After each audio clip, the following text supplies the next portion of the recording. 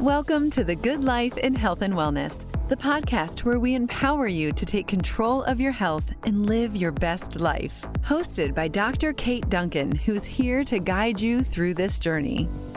Let's face it, most conventional approaches to health are reactive, not proactive. We're often left frustrated, chasing symptoms instead of addressing the root causes. Whether it's dealing with chronic pain, hormonal imbalances, or the stress that keeps us up at night, too many of us feel stuck in a cycle that just isn't working. But what if there was a better way? That's exactly what Dr. Duncan has discovered after years of helping patients like you transform their health. Through a combination of chiropractic care, functional medicine, and personalized wellness strategies, she has seen incredible results that go beyond just masking symptoms. Dr. Duncan has uncovered the secrets to living a truly balanced and vibrant life. And now she's bringing those solutions straight to you. In each episode, Dr. Duncan will dive deep into practical tips, expert advice, and actionable steps you can take to regain control over your health. Whether you're struggling with weight loss resistance, fatigue, or just want to feel your best, this show is here to guide you. So, are you ready to break free from the old ways of thinking and embrace a new path to wellness? Join us every week on the Good Life in Health and Wellness, and let's start your journey to better health together. Welcome back to the Good Life in Health and Wellness. All month long, we are talking about brain health and cognitive clarity, brain fog, mental clarity, mood, depression, anxiety, and the many ways the brain and body communicate every day. Today, we are stepping into a topic that affects millions of people, but is still often misunderstood. The title of today's episode is Anxiety and Depression, More Than a Chemical Imbalance. I want to start by saying this clearly. If you have struggled with anxiety or depression, you are not weak, you are not broken, and you are not failing at life. These conditions are real, and they can affect how you think, sleep, eat, move, connect, work, and see yourself. For years, many people were told depression was simply a chemical imbalance. Brain chemistry does matter, but research now shows the picture is much bigger. Anxiety and depression are often influenced by many overlapping systems, including the nervous system, stress hormones, inflammation, sleep, blood sugar, gut health, trauma, genetics, social connection, thought patterns, and life circumstances. That may sound overwhelming, but I actually think it is hopeful. When we understand that mood is influenced by many systems, we also realize there are many places where support can begin. This does not mean medication is bad, counseling is unnecessary, or lifestyle fixes everything. It means the brain and the body are deeply connected, and mental health should not be reduced to one simple explanation. Today, we are going to talk about what anxiety and depression can look like, why the chemical imbalance story is incomplete, how chronic stress affects the brain, how inflammation may influence mood and clarity, how sleep and blood sugar play a role, and practical steps that can help support the brain and the nervous system. Before we go further, I want to add an important note. This episode is for education and encouragement. It is not meant to diagnose, treat, or replace care from your medical or mental health provider. If you are having thoughts of harming yourself or feel like you are in crisis, please call or text 988 in the United States or seek emergency care right away. You do not have to handle that moment alone. Let's begin talking about what anxiety and depression actually are, because these words are used a lot in everyday conversation. Everyone feels worry, sadness, grief, discouragement, or stress at times. That is part of being human. But clinical anxiety and depression are more than normal emotions.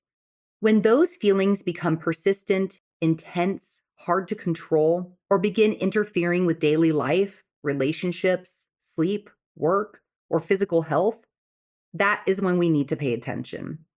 Anxiety can show up as racing thoughts, constant worry, panic, dread, irritability, muscle tension, digestive upset, chest tightness, poor sleep, or feeling like you cannot turn your brain off. It can also hide behind overplanning, people pleasing, avoidance, perfectionism, or needing constant reassurance. Sometimes anxiety is loud and obvious. Other times it hides behind productivity. Depression can show up as sadness, hopelessness, low motivation, loss of interest, fatigue, sleep changes, appetite changes, trouble concentrating, guilt, irritability, body aches, emotional numbness, or that feeling that everything takes more effort than it should. Depression is not always crying in bed. Sometimes it is functioning on the outside while feeling disconnected, flat, or exhausted on the inside. Anxiety and depression often overlap. One person may feel wired and worried all day, then hopeless and exhausted by evening. Another person may feel depressed because anxiety has worn down their nervous system for years. These conditions do not always fit into a clean box, and they are common. Recent CDC NCHS data estimated that 13.1% of people aged 12 and older in the United States had depression in a recent 2-week period, with higher rates among adolescents and young adults. That means that this is not just an individual issue. It affects families, workplaces, schools, churches, and communities. Even though anxiety and depression are common, many people still carry shame. They think, I should be stronger or I should be able to push through this. But the brain is an organ. The nervous system is real. Stress physiology, hormones, inflammation, sleep loss, trauma, and thought patterns all matter. This is not just a mindset issue. The chemical imbalance explanation became popular because it helped people understand that depression and anxiety were not moral failures. In that way, it reduced shame for many people. But over time, that explanation became too small. It made it sound as if the brain was simply low on one chemical, and if that chemical was replaced or adjusted, everything would be solved. For some people, medication can be life-changing. For others, medication helps some symptoms but does not address the whole picture. The basic idea behind the chemical imbalance theory was that depression came from low levels of neurotransmitters, especially serotonin, norepinephrine, or dopamine. These chemical messengers help brain cells communicate and are involved in mood, motivation, reward, sleep, appetite, attention, and emotional regulation. So yes, chemistry does matter, but depression and anxiety are rarely explained by one chemical alone. A major review published in Molecular Psychiatry in 2022 concluded that the evidence has not clearly shown depression to be caused by low serotonin levels or reduced serotonin activity. That does not mean that serotonin is irrelevant, and it does not mean that antidepressants never help. It means the low serotonin equals depression story is too narrow. The brain is more complex than that. Think of it like a check engine light. When the light comes on, you know something needs attention, but you would not automatically assume there's only one possible cause. The issue could be electrical, mechanical, fuel-related, sensor-related, or several things happening together. Mood symptoms are similar. Anxiety and depression are signals that something in the system deserves attention, but the signal does not automatically tell us the full cause. That fuller picture may include sleep disruption, chronic stress, nervous system overload, inflammation, blood sugar swings, pain, hormone changes, trauma, isolation, grief, gut-brain communication, and life circumstances. This is why modern mental health care is moving toward a more integrated understanding. Depression and anxiety are not just in your head in the dismissive sense. They are connected to your brain, your body, your relationships, your environment, and your lived experience. This also explains why many people with anxiety or depression have physical symptoms.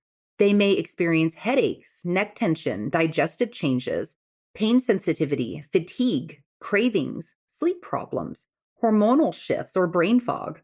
Those symptoms are not imaginary. The brain and the body are constantly communicating. When the nervous system is under strain, the body often speaks too. One of the biggest systems involved in anxiety and depression is the stress response system. The body has a built in alarm system designed to help us survive. When we perceive danger, our heart rate increases, muscles tighten, breathing changes, blood sugar rises, and our attention narrows to focus on the threat. This is not a flaw. This is normal survival physiology. The problem is that many modern stressors do not go away quickly. Financial pressure, work demands, chronic pain, relationship struggles, caregiving responsibilities, poor sleep, and constant technology stimulation can all keep the stress response activated for weeks, months, or even years. Over time, the body can begin to live in a state of chronic alarm. One of the key systems involved is the HPA axis, or hypothalamic pituitary adrenal axis, which helps regulate cortisol and other stress hormones. In a healthy rhythm, cortisol rises in the morning to help us wake up and gradually falls throughout the day. But chronic stress can disrupt this pattern. Some people feel exhausted in the morning but wired at night. Others wake up in the middle of the night with racing thoughts or struggle with persistent fatigue or brain fog. Research has linked chronic stress with changes in important brain regions, including the hippocampus, which helps regulate memory and stress, and the prefrontal cortex, which helps with decision making, focus, and emotional regulation. This is one reason people under chronic stress often say, "I can't think clearly. My memory isn't what it used to be," or "I don't feel like myself anymore." Anxiety can also be understood as an overactive threat detection system. The amygdala, a region of the brain involved in detecting danger, can become overly sensitive. As a result, everyday situations, a text message, a crowded store, a doctor's appointment, or even a body sensation may trigger a stress response even when there is no immediate threat. That is one of the most challenging aspects of anxiety. It is often not just a thinking problem, it is a body alarm problem. The goal is not simply to tell ourselves to calm down, but to help the nervous system feel safe again. That may involve improving sleep, stabilizing blood sugar, reducing stimulants, practicing breathing exercises, moving the body regularly, addressing chronic pain, building predictable routines, spending time in supportive relationships, and learning to recognize the difference between a real threat and a false alarm. Another major piece of this conversation is inflammation. We often think of inflammation as something that happens in a joint, a muscle, or an injury. You sprain an ankle, it swells. You cut your finger, it gets red. That kind of inflammation is visible. But inflammation can also involve immune signals that affect the brain. Researchers have begun studying how inflammatory markers and immune activity may influence depression, fatigue, motivation, sleep, pain sensitivity, and cognition. This does not mean every case of depression is caused by inflammation. It means inflammation may be one pathway that contributes to mood and brain function in some people. The immune system and the nervous system are constantly communicating. When the body is fighting infection, recovering from illness, dealing with chronic stress, exposed to poor sleep, or carrying excess inflammatory burden, the brain may receive signals that change behavior. Think about how you feel when you have the flu. You may feel tired, foggy, unmotivated, achy, withdrawn, and emotionally flat. That is not because you suddenly became lazy or negative. It is because your immune system is active and your brain is responding to inflammatory signals. Researchers sometimes call this sickness behavior. Now, imagine a lower grade version of that signal continuing for weeks, months, or years. For some people, that may contribute to fatigue, brain fog, low mood, and reduced motivation. Chronic inflammation can come from many directions. Poor sleep can increase inflammatory signaling. Ultra-processed foods may contribute to metabolic stress in some people. Chronic pain can keep the nervous system activated. Blood sugar swings can stress the body. Gut dysfunction may influence immune signaling. Psychological stress itself can also influence inflammatory pathways. Again, This is not one cause, it is a web. This is why brain health is not only about crossword puzzles and memory games. Brain health is also about the immune system, metabolic health, sleep, movement, nutrition, gut health, emotional safety, and stress recovery. A foggy brain may be a tired brain. It may be an inflamed brain. It may be a sleep-deprived brain. It may be a blood sugar-stressed brain. It may be a grief-loaded brain. It may be a brain trying to protect you from overload. And that brings compassion back into the conversation. If someone is depressed, anxious, irritable, foggy, or exhausted, the answer is not shame. The answer is curiosity. What is the load on this person's system?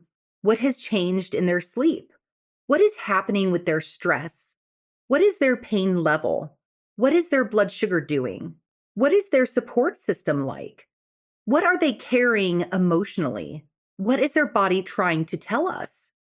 Next week, we are going to go deeper into inflammation in the brain and why I call it a silent disruptor. But for today, I want you to remember this. Mood and inflammation can intersect. Supporting the body's inflammatory balance may be one piece of supporting clear thinking and emotional resilience. Now, let's talk about sleep, because sleep may be one of the most overlooked mental health tools we have. Sleep is not just rest. Sleep is brain maintenance. During sleep, the brain processes emotion, consolidates memory, regulates hormones, supports immune function, and helps restore nervous system balance. When sleep is disrupted, emotional regulation becomes harder. Worry feels louder, pain feels stronger, cravings increase, motivation drops, concentration suffers. Research supports a bidirectional relationship between sleep and depression. That means poor sleep can increase the risk of depression, and depression can make sleep worse. The same pattern is often seen with anxiety. Anxiety can make it hard to fall asleep because the mind keeps scanning, solving, predicting, and replaying. But poor sleep can also make the brain more reactive the next day, making anxiety feel worse. Many people try to solve daytime mood problems without looking at nighttime recovery. But if the brain is not getting deep, consistent restorative sleep, it is very hard to feel emotionally steady. It is hard to think clearly when the brain is under-recovered. It is hard to be patient when the nervous system is sleep-deprived. It is hard to make healthy choices when fatigue is running the show. So one of the first questions I want people to ask is not what is wrong with me, but how recovered is my brain? Are you sleeping enough hours? Are you waking up rested? Are you waking up often during the night? Are you using caffeine to push through the day and then struggling to wind down at night? Are you scrolling in bed? Are you carrying stress into sleep? Are you eating in a way that causes blood sugar dips overnight? Blood sugar is another overlooked piece. The brain is energy hungry. It needs a steady supply of fuel. When blood sugar swings up and down, some people feel shaky, irritable, anxious, foggy, tired, or emotionally unstable. A person may think they are having a mood problem when part of the issue may be a fuel stability problem. This is especially common when breakfast is skipped, protein is low, caffeine is high, meals are irregular, or refined carbohydrates are eaten alone. This does not mean every anxious feeling is blood sugar, but it does mean the body and brain are connected. If someone is running on coffee, stress, and a granola bar until 2 p.m., we should not be surprised if their mood and focus suffer. The brain does better when it receives consistent signals of safety, nourishment, hydration, and recovery. A simple starting point is to build meals around protein, fiber, healthy fats, and colorful whole foods. Protein provides amino acids that help build neurotransmitters and support blood sugar stability. Fiber supports gut health and slows glucose response. Healthy fats support cell membranes and satiety. Colorful plants provide polyphenols and antioxidants that support overall health. This is not a mental health cure-all, it is a foundation. Let's also talk about movement. When someone is depressed or anxious, exercise can feel like the last thing they want to do. And I understand that. When motivation is low, Telling someone to just exercise can sound dismissive. But movement does not have to mean intense workout. Sometimes the first step is simply a 10-minute walk, gentle stretching, breathing outside, or walking after meals. Exercise has been studied as a supportive tool for depression and anxiety, and research suggests it can influence mood through multiple pathways.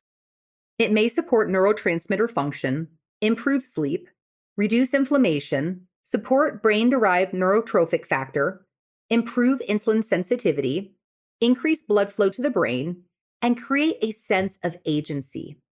But one of the most important things movement does is send the brain a message: I am participating in life. Depression often says, do nothing. Anxiety often says, avoid everything. Movement gently challenges both. A walk says, I can take one step. Stretching says, I can return to my body. Strength training says, I can build capacity. Dancing in the kitchen says, I can still feel joy. None of this has to be dramatic to matter. Small movements count.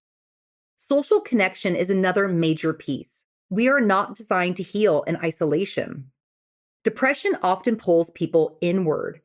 Anxiety may cause people to avoid situations that feel uncomfortable, but isolation can make symptoms worse. The nervous system often regulates better in safe connection. A calm voice, a trusted friend, a supportive provider, a faith community, a walking partner, a counselor, or a family member who listens without fixing. These can all become part of the healing environment. This does not mean every relationship is healing. Some relationships are stressful.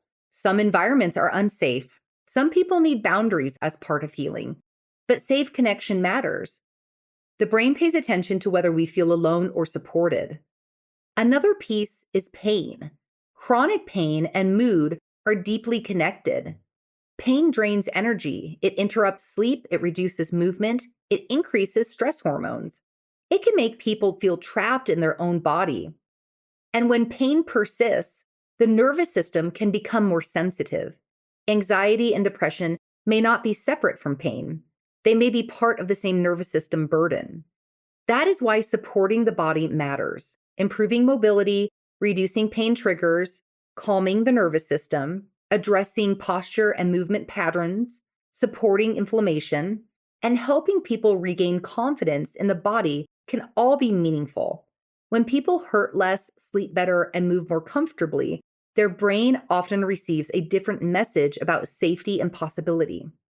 Now I want to talk about thoughts, because thoughts do matter, but they are not the whole story.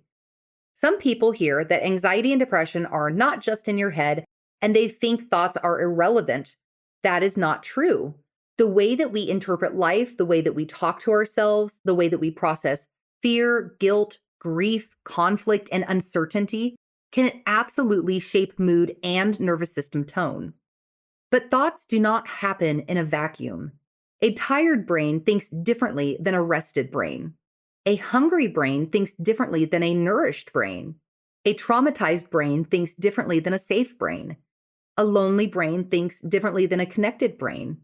A brain in pain thinks differently than a comfortable brain. So, when someone is stuck in negative thought loops, we need compassion and strategy, not judgment. Cognitive behavioral therapy and other forms of counseling can help people identify distorted thought patterns, process painful experiences, build coping skills, and change behavior. Therapy can also help people name what they are feeling instead of being controlled by it. Sometimes just having a safe place to tell the truth is powerful. One practical tool is to separate feelings from facts. Anxiety may say, something bad is going to happen. Depression may say, nothing will ever get better. Shame may say, I am a burden. Those are powerful feelings, but they may not be accurate facts. A helpful question is, what else could be true? Maybe I am not failing. Maybe I'm overwhelmed. Maybe I do not need to solve my whole life today. Maybe I need food, sleep, support, sunlight, and one next step. Another practical tool is to reduce the size of the next step. Depression loves impossible assignments. It says, fix everything. Anxiety loves endless forecasting. It says, prepare for every possible outcome. But healing often begins with a smaller question. What is the right next step? Not the next 100 steps, just the next one. Drink water, open the curtains, step outside, text a friend, eat protein, take a shower, make the appointment, go to bed on time. Nervous system regulation can also be simple. Slow breathing, especially extending the exhale, can help send a calming signal through the body. Gentle walking can help complete the stress response. Journaling can move thoughts out of the spinning mind and onto paper. Gratitude practice can train attention toward what is still good, even when life is hard. Time outside can provide light, rhythm, and perspective. The key is consistency over intensity. You do not need a perfect morning routine. You need repeatable signals of safety. The brain learns through repetition. If every day includes chaos, caffeine, skipped meals, doom scrolling, late nights, and isolation, the brain receives one set of instructions. If every day includes light, movement, nourishment, connection, boundaries, and recovery, the brain receives a different set of instructions. So, what do we do with all of this? If anxiety and depression are more than a chemical imbalance, where do we start? We start with a whole person inventory, not with blame, not with shame, with curiosity. First, look at your sleep. Are you getting enough? Is your sleep schedule consistent? Are you giving your brain a chance to wind down? Are you protecting your evenings from constant stimulation?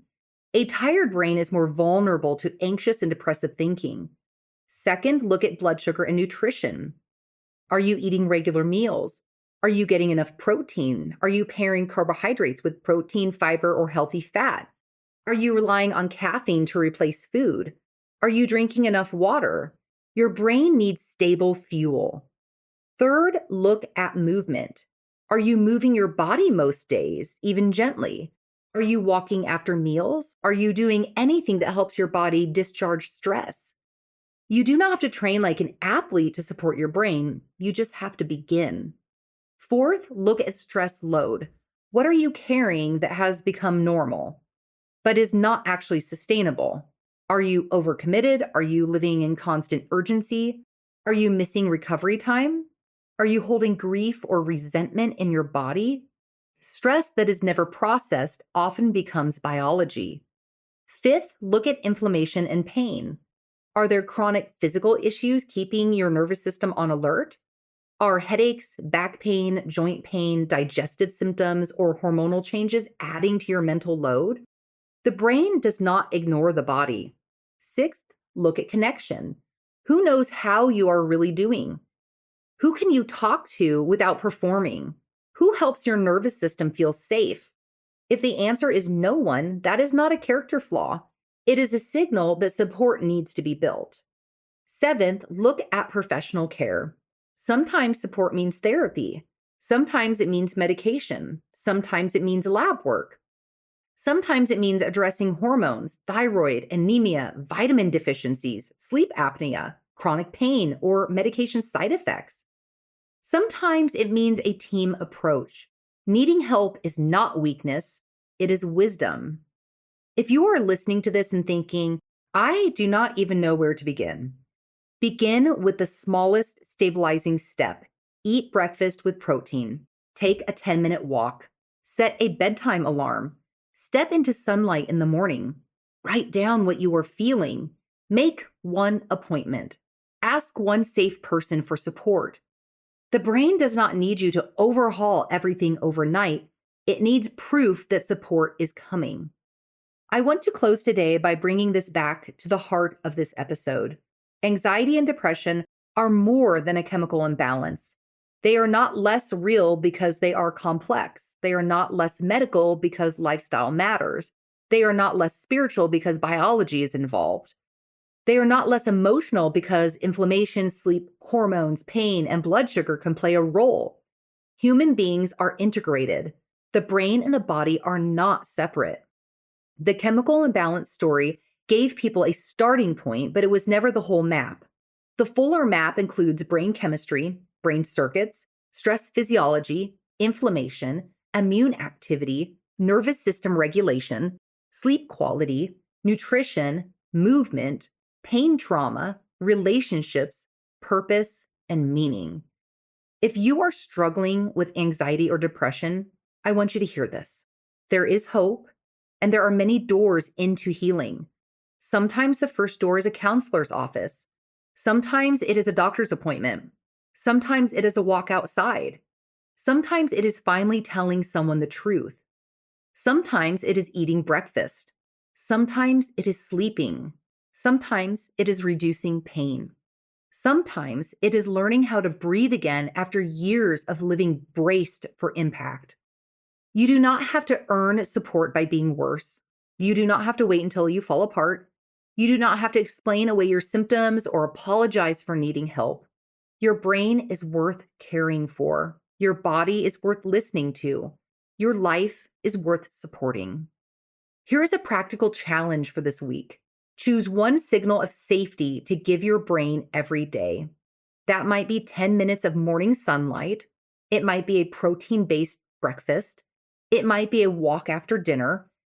It might be turning off screens 30 minutes earlier. It might be calling a friend. It might be scheduling counseling. It might be writing down 3 things that you are grateful for. Keep it simple. Keep it repeatable. Let your brain experience consistency. And if you are supporting someone who struggles with anxiety or depression, remember this: do not rush to fix. Listen, stay steady, encourage help, be kind. Sometimes the most healing words are, I am here. You are not alone. We will take the next step together. Thank you for joining me today on the Good Life in Health and Wellness. I hope this episode has given you practical tools to better understand anxiety and depression as whole person conditions, to recognize the many ways the brain and the body communicate, and to begin supporting mental clarity, emotional resilience, and nervous system health with compassion and consistency. Next week, I'll be discussing inflammation in the brain, the silent disruptor. Until then, take care and keep living the good life. Thank you for tuning in to the Good Life in Health and Wellness podcast. We hope you found today's episode insightful and empowering. If you know someone who could benefit from the information, please share it with them. It could make a big difference in their health journey.